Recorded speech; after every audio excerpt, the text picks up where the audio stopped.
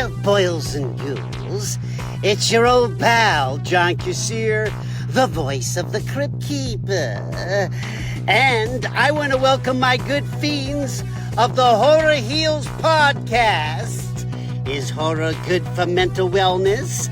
But of course it is.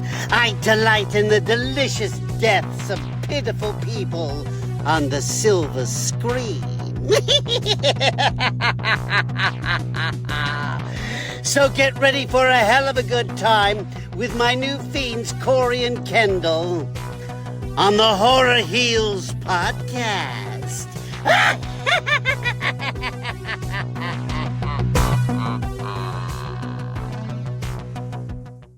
Welcome back to Horror Heals.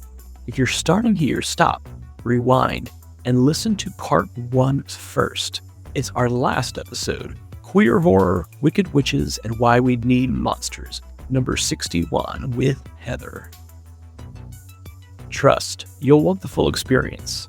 In that first half, I sat down with Heather. Okay, I didn't sit down with her because we were in 2 different places, but you get what I mean.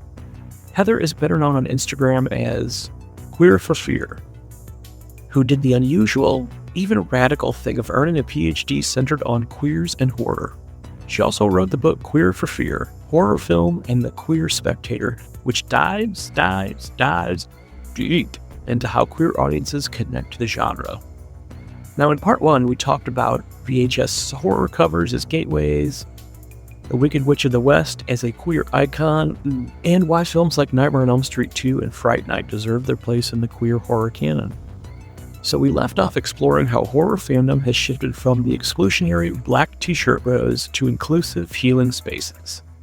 Now here in part 2, we're getting into conventions, camp, Rocky Horror Picture Show as the ultimate queer comfort blanket, and the dream of a traveling queer horror con. Can you imagine? With sequins, karaoke, or should we say choreoke, and midnight screenings. All right, let's get back into it with Heather. Can you imagine going to literally a queer horror con? And I've talked one part of my research that I didn't make it into the dissertation or the book because I just had too much and it was too ancillary. But I wanted to talk to some of the famous people who sign at conventions. And I was starting with Cassandra Peterson, Elvira, and Amy Steele, Ginny from Friday Part 2. And I remember talking to Amy Steele first and being like, so I'm just curious, as a signer, can you tell a difference between your heterosexual fans and your queer fans? And she just looked at me like, of course I could tell a difference. And I mean, straight up, we're the superior fan. Right? Yeah. Yeah. So it's fun. And we had talked a little bit about this with the recording. Our other podcast is called Family Twist. And we moved to New England after finding Kendall's birth family. Well, that weekend that we visited, there happened to be a horror convention in Worcester, Mass. And Amy Steele was there. And I got to tell her the story. And she was so sweet. And then several years went by. And she was doing a in-costume photo op where she was wearing Jason's mom's sweater and all that stuff. She totally remembered me. Remember the story. It's and that is so special. It is. It is so important to the fans. I mean, it's I feel it when I see these kids meeting. I feel like the Scream series is kind of like our Nightmare on Elm Street for younger kids now. And just to see them in tears when they're meeting Skeet or Nev or Matthew Lillard, it just touches my heart, especially because they're giving back too, Who knows what goes on in celebrities' lives beyond, but it's having talked to several folks that do the work, it's healing for them too. Adrienne King was our first guest on this podcast, and the first convention that she did, I have no idea that she had gone through a whole stalker situation and got out of the business essentially. It was the love from the horror fans that brought her back into the fold. And that's just beautiful. Yeah, I think there's numerous stories like that, especially because you have to think it must be a really interesting experience to have made something sometimes 40 years ago where you worked on it for 3 months. And 40 years later, there are these humans that give huge chunks of their existence to knowing every fucking detail about it. Yes. Yeah. And for some of these people, I mean, I know for Adrian, it was like because of what wound up happening with the stalker, it kind of clouded everything and it put kind of like a negative thing. And I know that also happened with Angela from Sleepaway Felissa. Camp. Yeah, Felissa. Felissa Rose. Yep.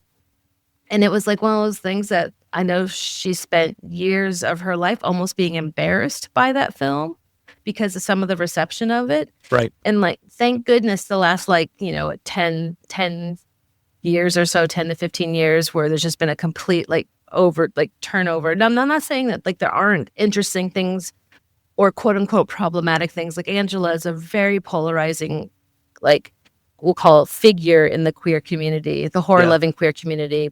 There's no such thing as like stark black and white. And queer people of all people should know that everything is on some kind of spectrum, some kind of continuum. And Angela might have some problematic things that are received in a very negative way by some people. But some people, I remember speaking to trans women who love Angela to the point where one woman had like Angela, like a patch on her jacket back. That's how much she loved Angela. Whereas another woman was like, I can't deal with that movie. I can't, it made me feel so shitty about understanding who I was and all of this stuff. And both those things are completely valid. I want horror loving queers to never forget the nuance that it's rewarding to have nuance and have a nuanced understanding of things, because just because something is X for you, it could be Y for someone else. And they're two completely valid reactions and interpretations.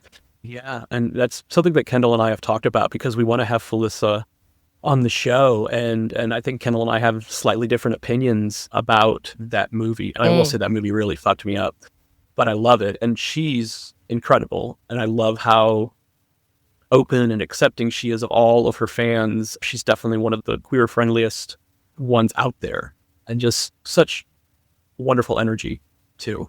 Well, I think you just have her, even if you disagree, and even if there's things that like, what an interesting conversation it could be, right? Mm-hmm. And there's layers of that too, right? So it's like you got the text, you got the relationship with these cultural products where like cinema itself, I can't remember the theorist who said this, I'm trying to remember, but cinema itself performs trauma because like ontologically, the film medium is conducive to traumatic expression in the sense that between sound design, camera work, editing, film itself has the ability to put its language externalizes the internal. Like, what an amazing thing to have. So you have the product itself with Horror Heals, then you have the relationship between the viewer, the spectator, and the product, and then you have all this extra textual all around every individual product. Do you have problems with the Angela character in a way where that actually fucked with you, or? No, what I think it is, the first time I saw it, it was just that shocking image. We watched it as kids and stuff, but I think what it was lingering in the back of my mind was, as a journalist, I love and hate movies that don't show you everything or don't tell you everything. And so it's like, I want to know why she decapitated that boy. Was it because he discovered, that Angela had a part that he didn't think she had, or was she was it her that was like so fucked up about not understanding, like, am I a boy? Am I a girl? Am I gay? Or whatever. And it was just like that, having to just stop that situation by cutting his head off. I don't know. Oh, also speaking about actual textual queerness at the time, the fathers in that movie. Yeah. Like, I remember the first time I saw it, I was like a young teen and just being like fascinated. Like, it's the kind of stuff where you rewind it and you watch it again. And you're just like, oh, this is so interesting. Like, I don't think I had, because like things like Butcher Baker, Nightmare Maker, I didn't get to see that until later in life. I didn't see that when it came out because I think it was too, like, it just didn't cut through to get to young me. Yeah. Same. I think Kendall and I watched that for the first time together maybe like 5 or 6 years ago. Which is great. I mean, it's a great film. I think that it's interesting to talk about queer horror now because we have such a robust, like, the canon is just growing and growing and growing. Yeah. And I think that's so great because of what I wrote about and because of what I've studied. People always want to know, like, the queer horror films, and I always take time to be like, yeah, I think there are some of my favorite new horror films are explicitly queer horror films, but at the same time, the entire genre is queer, and I still love everything. I watch Yeah. everything. It's like, I'll watch, Tigers Are Not Afraid and then watch Velocipaster. Right. Yeah, exactly. So, yeah, it's Kendall and I were watching Cloud on a Cornfield a couple of weeks ago, and he's just like, this is so cheesy. I'm like, but I heard there's a gay element to it, but it doesn't really come up until like the last 20 minutes of the movie. And so at that point, we have new kittens. We get Kendall's birthday gift to himself this summer was 2 kittens that we named Laverne and Shirley. So he's like, I'm gonna go have some kitten time, and I finished the movie. I'm like, well, you got to rewatch it now. It's all gets it's explained. Really sweet, right? I just remember, I remember the first moment where, like, when he kind of rebuffs her advances. I remember being like, oh, I think I know where this is going. And I was like, but are they actually going to go there? And then they go there in such a sweet way. Yes. It was actually my favorite part of the film. Yeah. Also, kittens named Laverne and Shirley. Mwah, chef's kiss. It's cute. We went back and forth because we were, they're siblings, but I'm glad we landed on that. Just they have those same personalities as those wacky characters. Really, I love that. No, I love that. Yeah. Doing the book, I get to talk a lot about horror, and that's great. I could talk about it all day long. But I rarely get asked about the kind of one chapter is dedicated to, I analyze like how queer trauma finds expression through the horror genre. And then it kind of morphs into, I didn't want to stay in the negative of all queers experience insidious trauma all day, every day, growing up in a cishet society. That's just like built into queer existence. And of course, I'm talking about the insidious queer trauma, but also, of course, queer people, members of the LGBTQ plus community also disproportionately befall acute traumas. The chapter morphs more into a much more joyous expression of queer trauma, which is camp. And it's like about the camp reception of horror, which I thought people would really want to talk more about that. No one ever wants to talk about it. And I just don't know if it's because it's an academic book and no one's really, like, a very small group of humans have read it. But I think I think that camp in and of itself camp is so many things. Like, it's, camp is an amorphous queer relationship to society in a way. And it itself is horror heals, camp heals. And so, of course, the queers bring a camp lens to horror in absolutely healing. And we should be talking about it, especially with this being the 50th anniversary of the Rocky Horror Picture Show. Yes. Do you sometimes just talk explicitly about one film? We don't, because I think because we're talking to a lot of times like horror fans like we are, where it's so easy for us to jump from one movie to another. And there will be times that we'll talk a little bit longer with a guest about certain movies, especially the ones that really help them heal.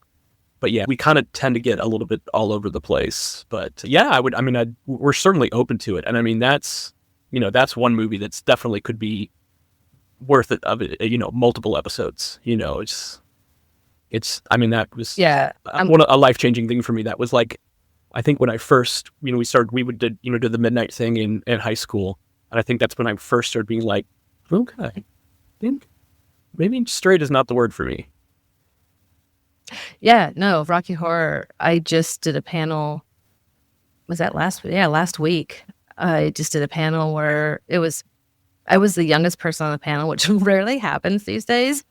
And it was about 1975 and films that are still great 50 years later. And I immediately was like, we're absolutely talking about, for me, I was like, we're talking about Rocky Horror, and we're talking about Jaws, we're talking about Shivers. But of course, you have to talk about Rocky Horror in the absolute. It is like impossible to overstate the importance of Rocky Horror coming out and being that visible and creating that kind of community. I'm going to plug a book that is not my book.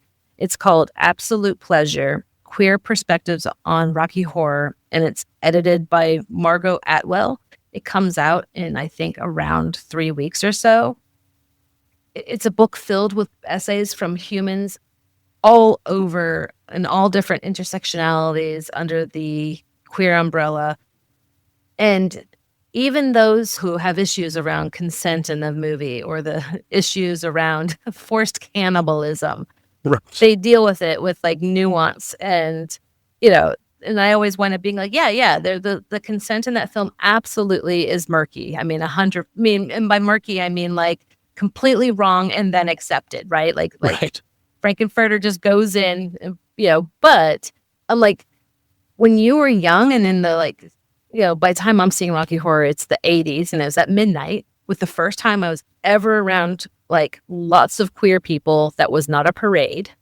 And yeah, it's just, that's the movie. It is absolutely my comfort movie. I put it on I don't know, I probably watch it like 5 or 6 times a year, every year. Even by myself, because somehow it just brings me, it's a warm blanket. Horror is a blanket, but like Rocky Horror is a particular warm blanket. Definitely. Yeah. So Friday afternoons, I usually try to stop working a little bit early and have what I like to call a karaoke session where it's just me and the dogs in the room singing karaoke. It's a great release for the end of the week. And I would say probably more than half the time I will do a medley of Rocky Horrors. He's in there. Yes, karaoke, by the way. I hope one day to be invited to karaoke and we can sing Rocky Horror together. Sure. Yeah. When we put on that first queer horror con, there's definitely going to be a karaoke session. Because there's definitely going to be a midnight screening of Rocky Horror. Of course. And we'll do it right. We'll do a midnight screening of Rocky Horror on day 1, and then we'll do a midnight screening of The Phantom of Paradise on day 2. There you go. Yeah, I love that. Yeah. I think the last time I saw Rocky in theater, it might have been for the 40th, 35th. I don't know. It was one of the anniversaries. No, it was actually the anniversary of 20th Century Fox where they were doing like screenings of really prominent Fox movies. And there's a famous theater in St. Louis called the Fox, the Fabulous Fox. And they didn't do it at midnight. I think they did it at 8 o'clock, but they didn't stop people from bringing in stuff. So like hot dogs are flying and this I mean, I don't remember, I'd be the poor ushers that had to clean up after this, but I mean, it was like full on participation. And this beautiful, almost gaudy with the gold and everything theater. That was great. That's great. It's just heartwarming also. Like, I don't live in Portland, Oregon now, but I lived in Portland, Oregon for a very long time during the acute phase of the pandemic. Portland has the Clinton Street Theater, which has been showing Rocky Horror continuously since I think something like 1977. Maybe it's 79, but it's the longest running continuous midnight screenings of Rocky Horror. During the acute phase of the pandemic, that projectionist got his ass into the theater and still projected it.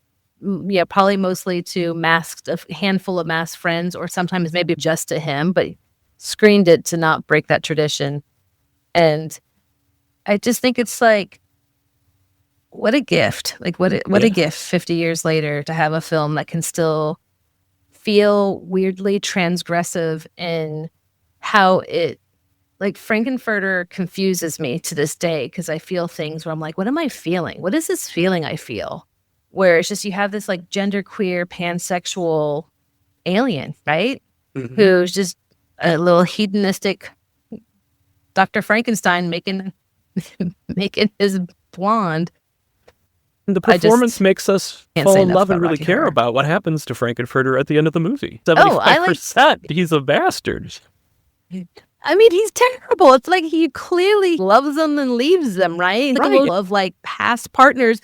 He's murdering fucking Meatloaf, just like whipping forcing people into cannibalism. Yeah, total goddamn monster. But then when he dies, I'm like, to this day, it like literally gets me. I think it's also because I think there's something about what music does to our brain, how it kind of enters into our chemistry, where I don't cry at every time, but I can still cry at the very, very end. Absolutely. Yeah. It's an important touchstone for us because it was Kendall and I's first Halloween together 20 years ago, and we went to a midnight screening of Rocky Horror. I was Eddie and he was Frankenfurter.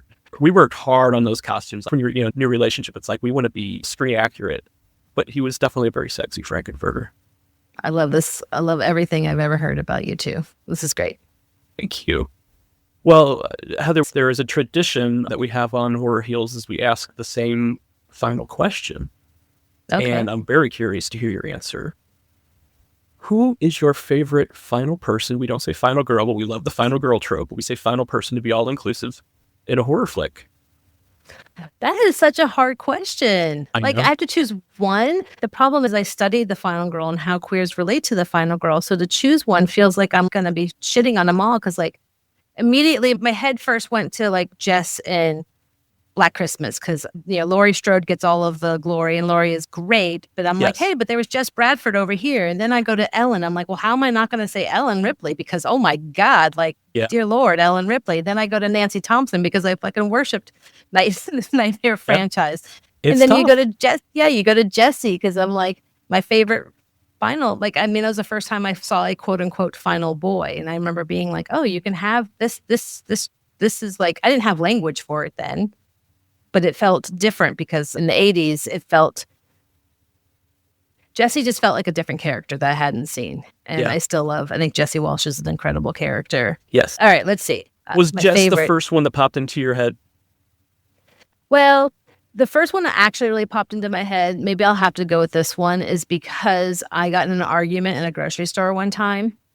A loving debate. It wasn't an argument. It was more of a loving debate. And someone had said something about if you could have one thing to help you survive a zombie apocalypse, what would it be? And I said, can I choose a human? Because I would choose Aaron from You're Next.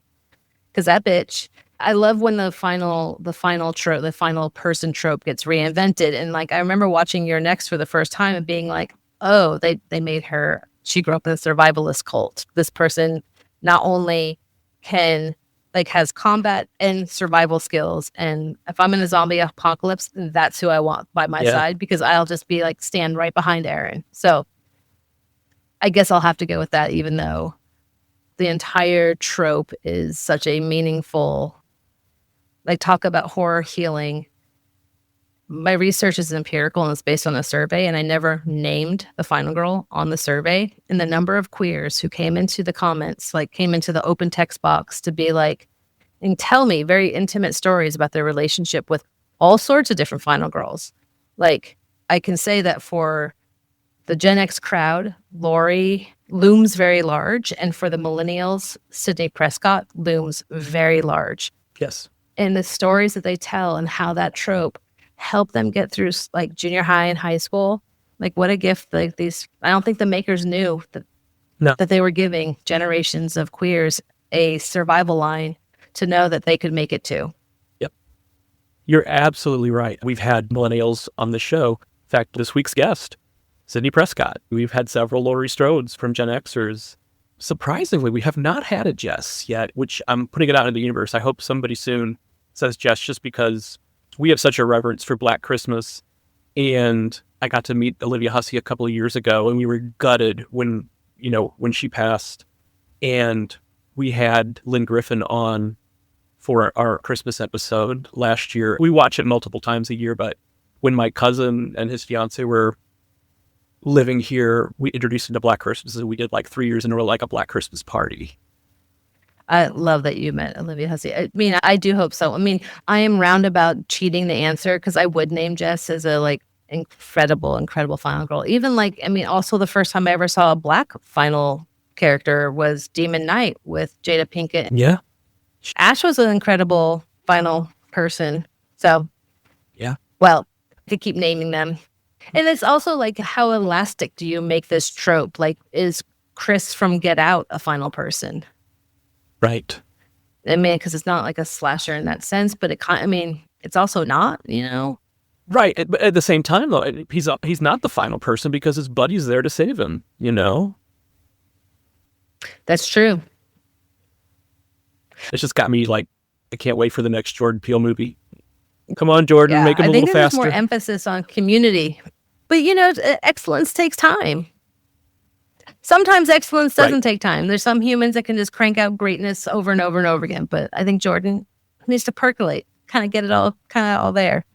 It builds up that anticipation, I listened to this show on Sirius XM called Trunk Nation, Eddie Trunk.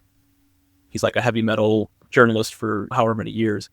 And he talks about hey, if you're always out there on tour, you're not going to have the same kind of excitement as you are a band that takes 5 years off. and all of a sudden it's playing a festival and building that excitement, like AC/DC or something like that. And so I kind of go the same way with Jordan Peele. Like, as much as it's like, oh gosh, I would love to see a new Jordan Peele movie, it's like, I love the little teases and the little, when the first teaser trailer comes out, all those, like, and I'll watch the YouTube videos of like people trying to dissect it, like they know what it's going to be about. It's like, you have no idea. This man, he knows he's got you hook, line, and sinker. He's pulling you in, but you have no idea what's going on in this movie for real until you see it. Do you have an order between, between Get Out, Us, and Nope? What is your order for those three? I'm going to say Us, Get Out, Nope, but they're all very, very close. And I will say the first time I saw Nope in the theater, I wasn't wowed. For whatever reason, I don't know if it was the mood I was in or what, but then I couldn't stop thinking about it. And so then I went back and watched it a second time. I'm like, well, this is brilliant. I love this movie, Whereas like Us and Get Out, like immediately, I was just like, oh my God. Us is just so, again, I think it's because I have questions about what happened, like what's going on? Like what was it like to live down in this other space? Is like, are you a human or are you not? I just, there's so many questions, and I love that he doesn't provide you with all the answers. I think Get Out is like a little perfection package, but there's something about Us as my top one. Nope is great. I'm not denigrating anything else. It's just there's something about Us having such a far reach in so many directions and not grasping it, and when it doesn't get the brass ring every time, but I think about it a lot. I love Us. Yeah. To me, it's my favorite. Well, I mentioned that I dress very garishly when I go to the horror cons, and I don't do cosplay except for one time, and it was the year that Get Out came out, and I got a red jumpsuit, and I found the gloves and the scissors, and I got a blonde wig, and I went as, I'm going to murder his name, but Tim Heidecker, the friend, the neighbor, whatever. Yes.